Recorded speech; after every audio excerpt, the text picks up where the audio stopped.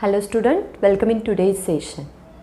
In last session, we have learned about the types of diseases, that is the congenital diseases and acquired diseases.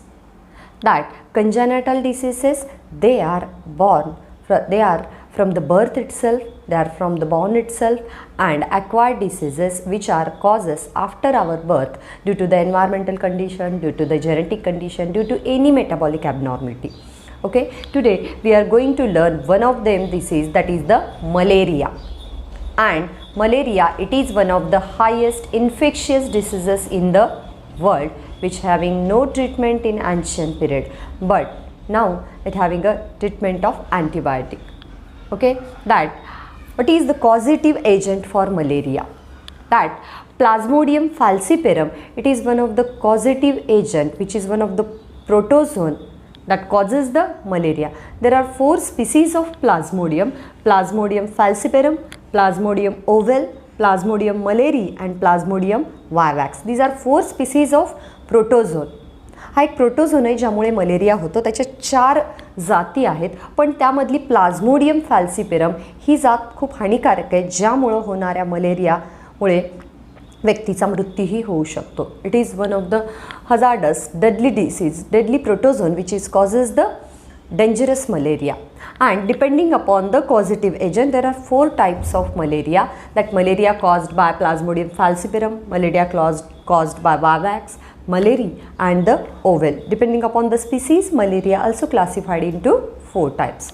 Okay, that today we are going to learn about the detail about the malaria. What are the signs and symptoms, what are the modes of transmission, what is diagnosis and treatment, and lastly about the prevention and control measures. Okay, then let us see about the signs and symptoms of malaria. What are the general signs and symptoms of malaria? After the infection or after the entry of Plasmodium falciparum or any one of them, that is the ovale, vivax or the malariae, after 7 to 15 days of the entry of pathogen, that is particular Plasmodium protozoan, the symptoms are arises. म्हणजे एकदा का प्रोटोझोन्सची entry झाली त्यानंतर 7 ते 14 किंवा 15 दिवसानंतर हे symptoms दिसायला लागतात, लगेचच दिसत नाहीत. ओके, आणि पहिले सिम्पटम्स, इनिशियल सिम्पटम्स हे खूप कॉमन असतात, जसं की साधारण ताप येणं, आपण म्हणू थोडंसं सर्दी वगैरे होणं. ठीक आहे, द इनिशियल सिम्पटम्स और the earlier symptoms our favour, ताप येणं, हेडेक, डोकं दुखणं, and chills, that is the सर्दी होणं. ओके, सर्दीचे बाकीचे काही जे इफेक्ट्स आहेत ते. Okay, that favour, headache and chills. But after the initial symptoms, later on the final symptoms which are cyclic occurrence of high fever. पण त्यानंतर सायकलिक ऑकरन्स म्हणजे राहून राहून परत परत येणारा ताप, पण ताप कसा, हाय फीवर, खूप जास्त टेम्परेचर असतं, त्यानंतर स्वेटिंग होतं, घाम येतो. आता बघा, शरीर टेम्परेचर वाढलं आहे की त्या शरीराला थंड ठेवण्यासाठी why the body increasing its temperature. Okay, to kill the Plasmodium falciparum, to kill that particular protozoan, body have to increase its temperature. शरीराला तापमान वाढवावं लागतं त्या पॅथोजन्सला, त्या मायक्रो ऑर्गॅनिझमला मारण्यासाठी. पण एवढं तापमान वाढवल्यानंतर शरीराकडूनच एक सेकंड होणारी अरेंजमेंट आहे की एवढ्या तापमानात शरीराच्या व्हायटल ऑर्गन्सला, विसरल ऑर्गनला त्रास होऊ नये, जसं हार्ट आहे, लंग्स आहे, किडनी आहे, ब्रेन आहे, लिव्हर आहे, हे ऑर्गन्स त्या टेम्परेचरपासून वाचावेत यासाठी शरीर काय करतं, स्वेटिंग करतो, म्हणजे घाम येतो शरीरात, म्हणजे ट्रान्सपिरेशनसारखी प्रोसेस आहे. घामाला की शरीर थंड पडेल, चिलिंग प्रोसेस होते इव्हॉपरेशन नंतर लगेच. पण इतका ताप असतो, हाय डिग्रीचा फीवर, त्यामुळे स्वेटिंग पण खूप जास्त होते आणि त्यानंतर म्हणजे स्वेटिंग झाल्यानंतर थंडी वाजून येते. त्या टेम्परेचरपासून वाचवण्यासाठी शरीर स्वतःच स्वेटिंग करत आहे, पण स्वेटिंग झाल्यानंतर इव्हॉपरेशनचा इफेक्ट चिलिंग असतं, म्हणजे एवढा थंडपणा जाणवतो की नंतर हुडहुडी वाजून ताप यायला लागतो. Shivering is there after every 4 to 6 hours. म्हणजे प्रत्येक 4 ते 6 तासानंतर जसं त्या प्रोटोझोन्सची संख्या वाढेल तसं शरीराचं टेम्परेचर वाढतं. शरीराचं टेम्परेचर वाढलं की स्वेटिंग होतं. स्वेटिंग म्हणजे इव्हॉपरेशन आपण म्हणून, एवढ्या टेम्परेचरने शरीराच्या पाण्यातली वाफ होते आणि खूप घाम येतो. घाम बाहेर पडला की पुन्हा शरीर थंड होतं, पण एवढं थंड होतं आहे की पुन्हा ताप येतो हुडहुडीवरून. पुन्हा high fever, sweating, shivering. Again high fever, sweating, shivering. This cyclic occurrence, cyclic happenings after every 4 to 6 hours. म्हणजे 7 ते 14 दिवसानंतर सिम्टम्स दिसायला सुरुवात होतात. डोकेदुखी असेल, ताप असेल, सर्दी असेल, त्याचसोबत फायनल सिम्टम्स जे आहेत, मेजर सिम्टम्समध्ये येतात high fever, shivering and the sweating. Again after 4 to 6 hours, high fever, sweating and shivering occurs. Okay, then vomiting and convulsions. मळमळ होणे, उलटी होणे आणि भास होणे. आपण म्हणून डोकं दुखते किंवा त्या प्लाझ्मोडियम फॅल्सिपेरम किंवा वॅवॅक्स, मलेरिया ओव्हल यांची संख्या एवढी वाढते की ब्रेन किंवा लिव्हरमध्ये इन्फेक्शन एवढं वाढतं की त्यामुळे भास व्हायला लागतात. There is a imaginary condition created by brain in front of the patient. Okay, then joint pain that is called as arthralgia and the anaemia. But is the anaemia, आपण म्हणू रक्ताची कमतरता होणं. When there is an infection on the liver cells and in the liver cells RBCs are breakdown. जेव्हा कधी आपण म्हणतो की मलेरिया कसा होतो, का होतो, कुणामुळे होतो, तर आपण बघितलं प्लाझ्मोडियम फॅल्सिपेरम. पण जनरल समाजात आपण जेव्हा बघतो की मलेरिया कुठे होतो आहे, का होतो आहे, तर जिथे मॉस्किटो जास्त झाले, डास जिथं जास्त आहे तिथं मलेरियाची संख्या वाढते किंवा आपण म्हणतो मलेरियाचे पेशंट तिथे सापडतील, डासामुळे झाला आहे मलेरिया असं म्हणतो आपण. That mosquito it is vector, तो मेडिएटर आहे, तो प्लाझ्मोडियम वॅवॅक्सला पसरवणारा एजंट आहे. तर मॉस्किटोमध्ये 2 आहेत, मेल आणि फिमेल मॉस्किटो. मेल मॉस्किटो हे प्लांट सॅप पितात, म्हणजे प्लांट सेलच्या वॅक्युलमध्ये जे लिक्विड असते ते पितात, ते प्लांटच्या सेलचं सायटोप्लाझम पितात. But female Anopheles mosquito that depends upon the human blood. Okay, human or animal blood. आणि मग फिमेल ॲनोफिलस या मॉस्किटोद्वारे मलेरिया ट्रान्समिट होतो. पॉझिटिव्ह एजंट नाही आहे तो, मलेरिया ट्रान्समिट होतो. आणि जेव्हा डास एखाद्या व्यक्तीवर फीड करतात, रक्त पितात त्या व्यक्तीचं, तेव्हा ह्या प्लाझ्मोडियम फॅल्सिपेरमचे हे पॅथोजन्स, हे मायक्रो ऑर्गॅनिझम त्या शरीरात सोडले जातात आणि मग ते डायरेक्ट लिव्हर सेलवर, आरबीसीजवर इफेक्ट करतात आणि त्यामुळे आरबीसीज तुटायला लागतात. And the breakdown of RBCs decrease in the amount of haemoglobin in the body. आणि जेव्हा आरबीसीज इन्फेक्शनमुळे ब्रेकडाऊन व्हायला लागतात तेव्हा हिमोग्लोबिनची कमतरता, आरबीसीजची कमतरता, that is called as anaemia. Mild ॲनेमियामध्ये 10 प्यायला लागते, चिडचिड व्हायला लागते, शरीरात ऑक्सिजनची कमतरता. पण हायपर ॲनेमियामध्ये काही ऑर्गन्सला ऑक्सिजनचा पुरवठा कमी व्हायला लागतो, त्यानुसार काम पण कमी व्हायला लागतं. That means due to the malaria there is a anaemia, म्हणजेच that is decrease amount of haemoglobin, decrease amount of RBCs due to the infection of Plasmodium falciparum by the female Anopheles mosquito. Okay, then joint pain, आपण म्हणू की oxygen कमतरता झाल्यामुळं, लिव्हरवर infection झाल्यामुळं joints दुखायला लागतात, त्याला आपण अर्थ्रॅलॅजिया म्हणू. Okay, then that is the hepatomegaly. There is a liver infection, major infection of Plasmodium, any species of Plasmodium, it is on the liver. And liver it is the basic place for filtration, basic rejuvenation of the RBCs. Okay, तिथं RBCs नव्याने घेतात, जुन्या RBCs तिथे तुटतात, खूप सारं filtration होतं बॉडीचं, detoxification होतं लिव्हरद्वारे. आणि तिथेच जर या प्लाझ्मोडियम फॅल्सिपेरमचं इन्फेक्शन होत असेल तर लिव्हर त्यांना मारण्यासाठी, अपोज करण्यासाठी अलर्टली, ॲक्टिवली काम करायला लागतं. आणि जेव्हा एखादा ऑर्गन ॲक्टिवली काम करायला लागतो तेव्हा तो स्वेल होतो, साईजमध्ये सुचतो थकल्यामुळे. आणि hepatomegaly is the increase in the size of liver. That is one of the major. आणि आपण म्हणू की उजव्या साईडला पोटात थोडंसं वरच्या बाजूला दुखायला लागतं, लंग्सच्या खाली. It is the hepatomegaly. It is not caused by malaria only, it is due to any infections in the body. But hepatomegaly is one of the symptoms of malaria. त्या लक्षणापैकी एक आहे हे की लिव्हरची एनलार्जमेंट होते due to the higher activity. Okay, then the retinal damage.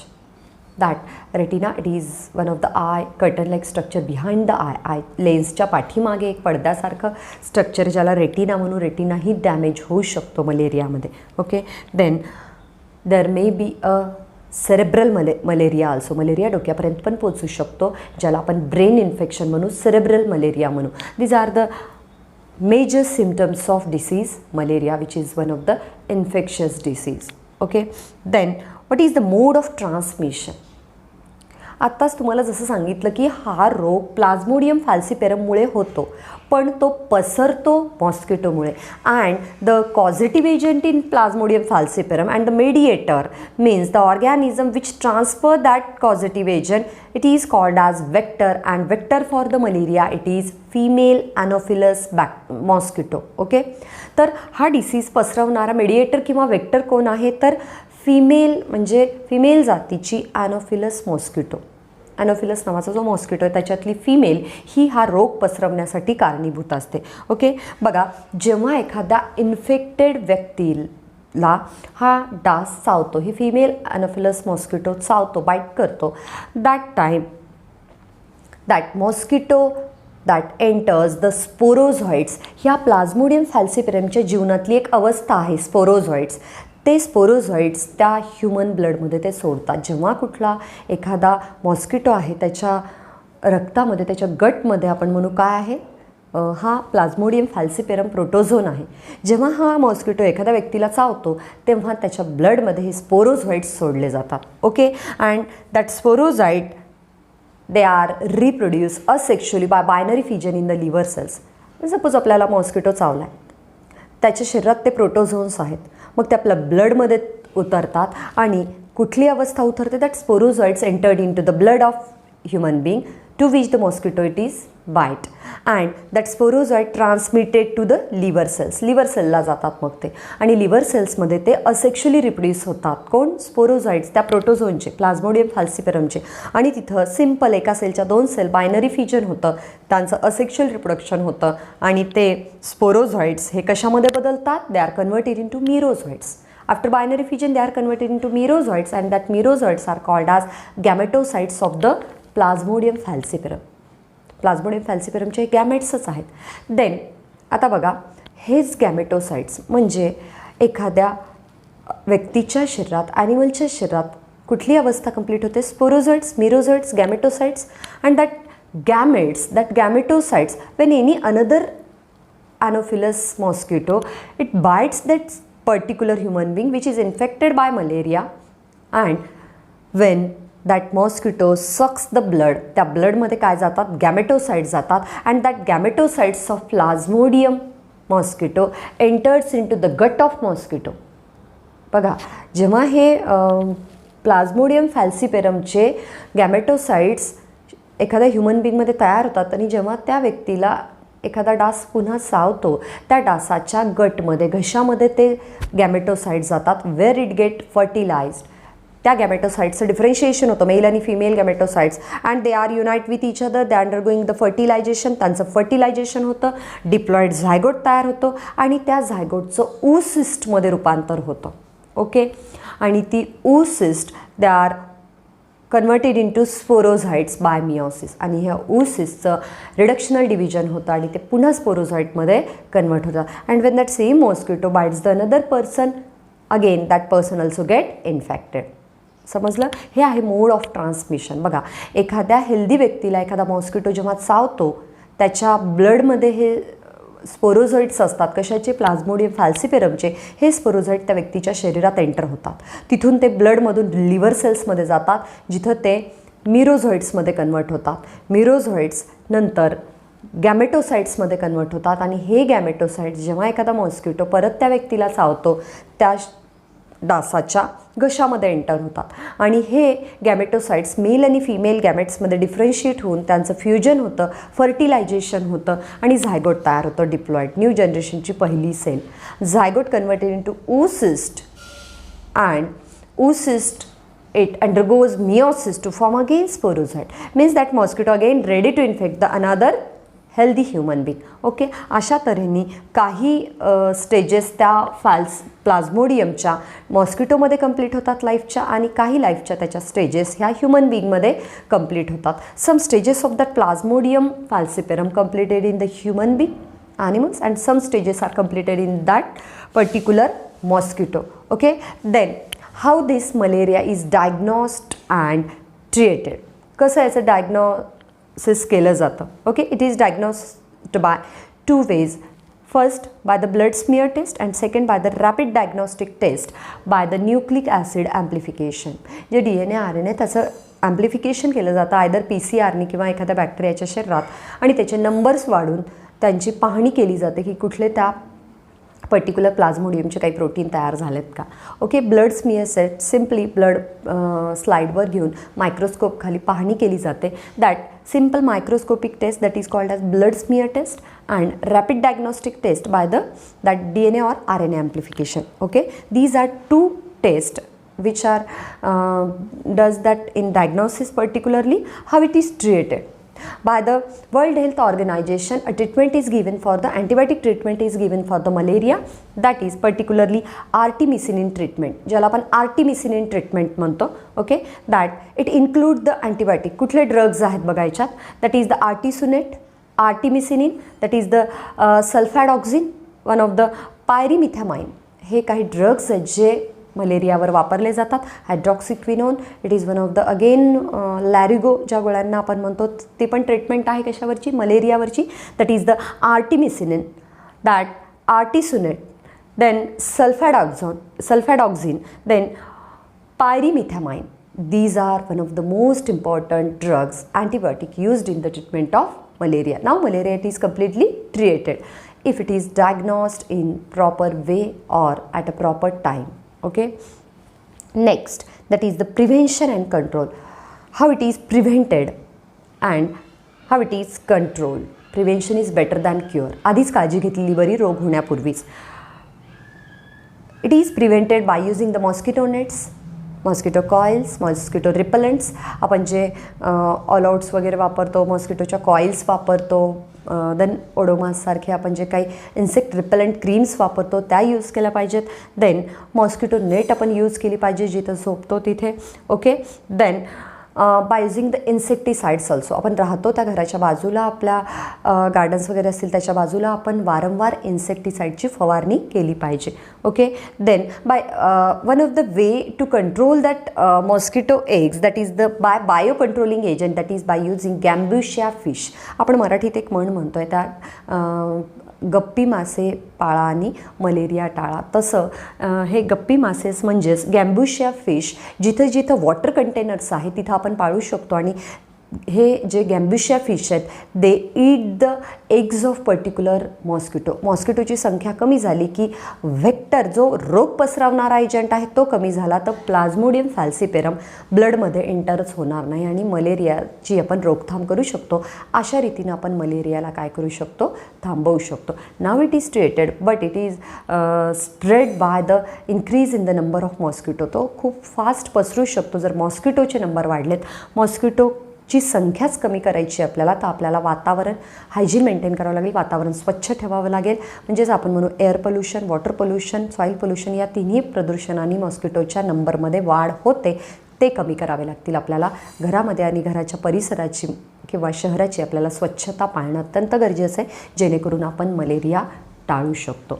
Okay, this is the brief theory, brief information about the malaria. In next video we will see the another disease in this way, like in detailed way. Thank you student for today's video.